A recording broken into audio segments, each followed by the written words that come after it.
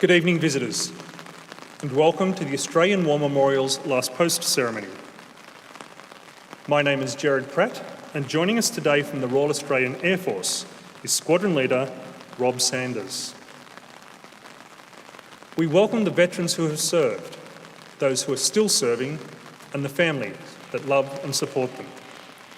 We acknowledge the members of RSL Services Clubs Association, RSL Victoria and RSL Queensland, who are watching the broadcast of this ceremony from across Australia. During this evening's ceremony, wreaths will be laid at the base of the Pool of Reflection by visitors to the memorial.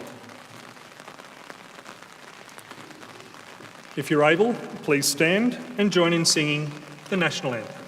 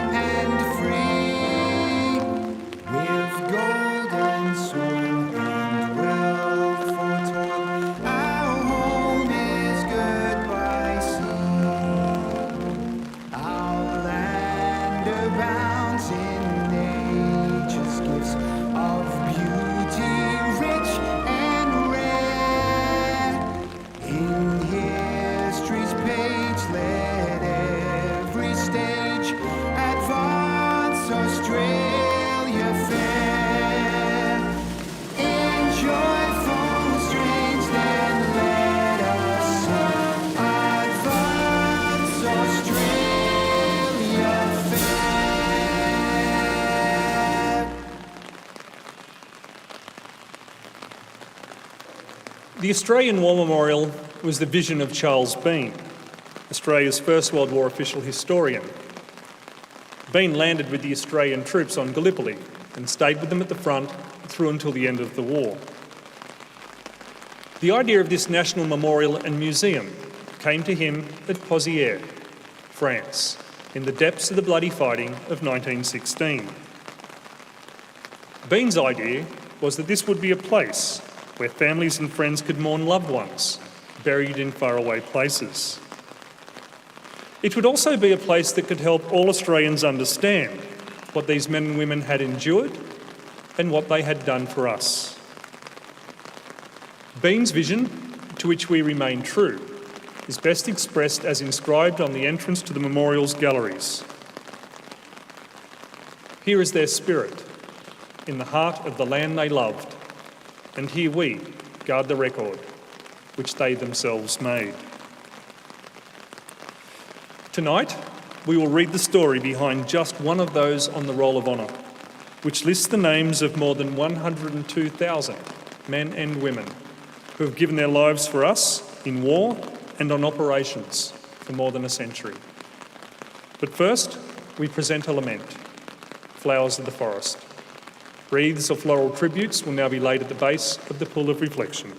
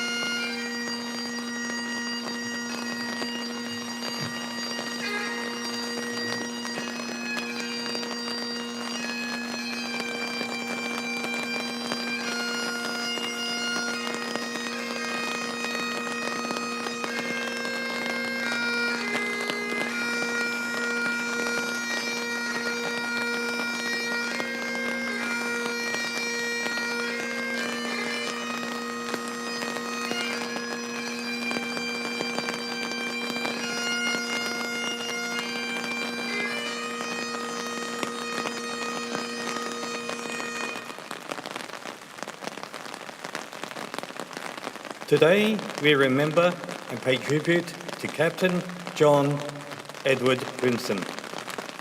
John Grimson and his twin brother Stanley were born to Robert and Louise Summers Grimson on the 19th of July 1908 in Armidale, New South Wales.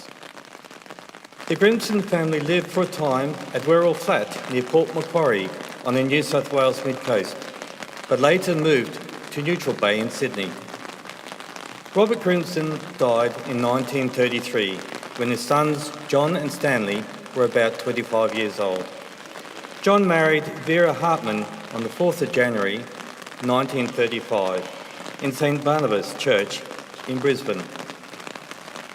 The pair lived for some time in Hamilton, an affluent suburb in the inner northeast area of Brisbane. But by the time the Second World War had started, John and Stanley were involved in native labour recruiting in New Guinea. The two brothers enlisted for service on the 20th of January 1940 at Rabaul.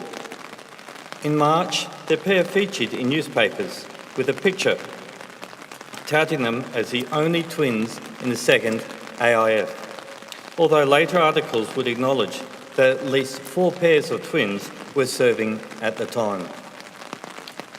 In April 1940, John Grimson joined the 2nd 1st Machine Gun Battalion at Ingleburn and shortly afterwards embarked from Sydney for overseas service.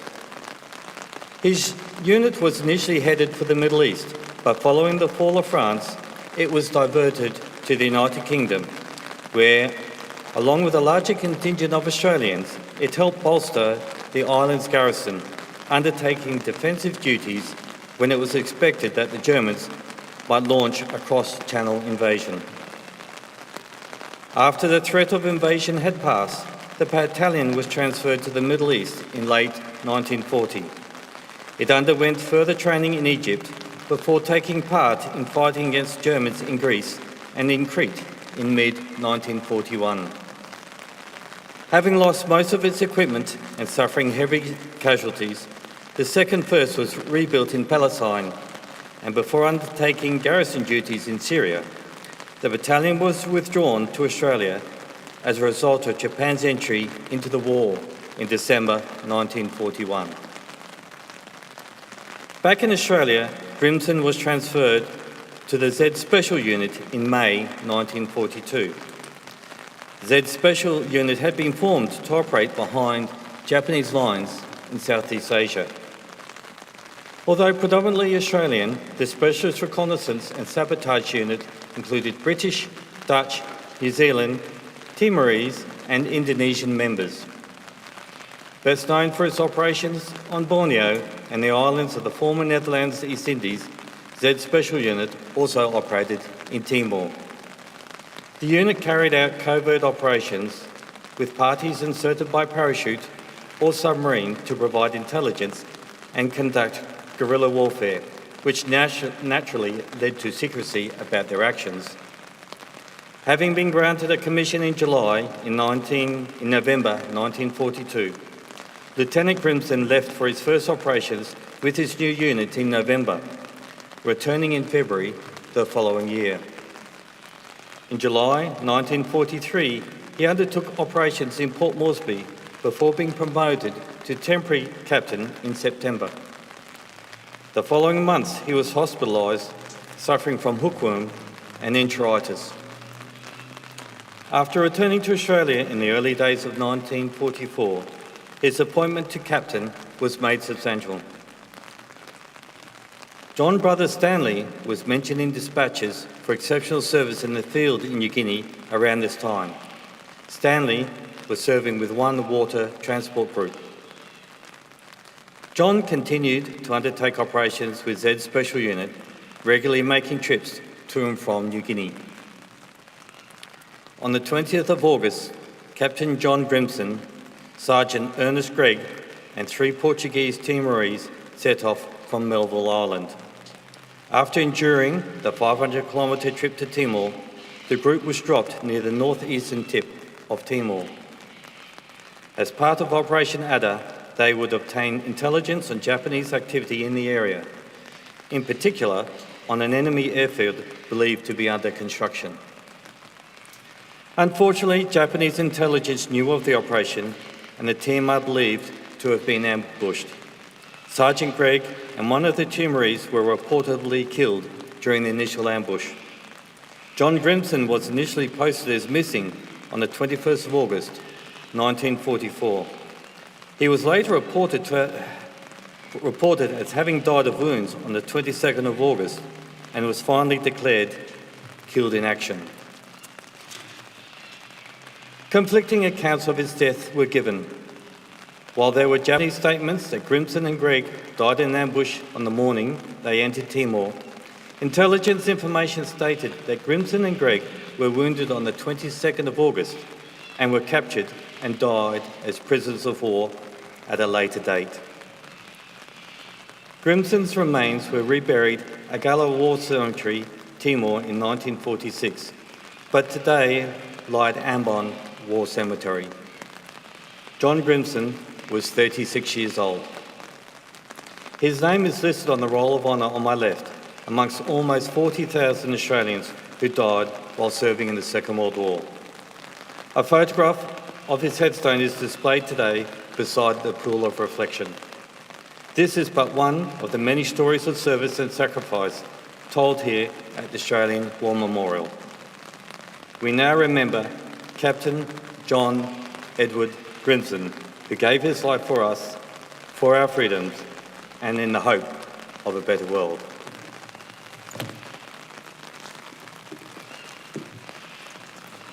Please stand for the reading of the Ode and the sounding of the last post.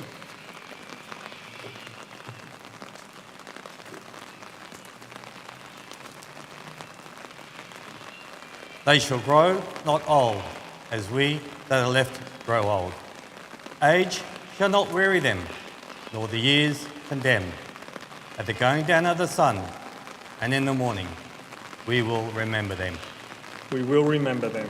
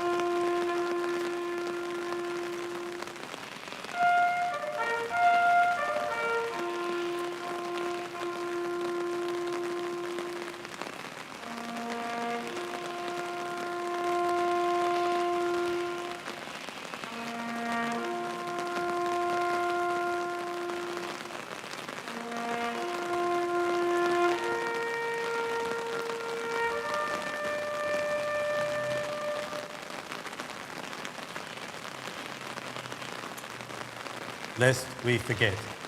Lest we forget.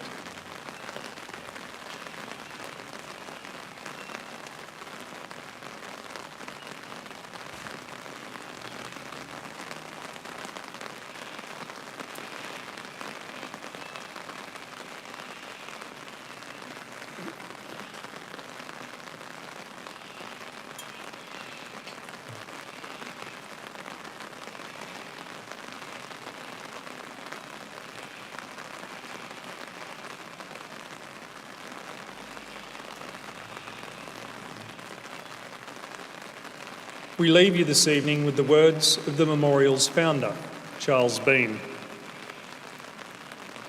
Many a man lying out there at Pozières, or in the low scrub at Gallipoli, with his poor, tired senses barely working through the fever of his brain, has thought in his last moments, well, it's over. But in Australia, they will be proud of this. Ladies and gentlemen, girls and boys, That concludes the last post ceremony. We thank you all for visiting the Australian War Memorial and wish you all a very good evening. Thank you.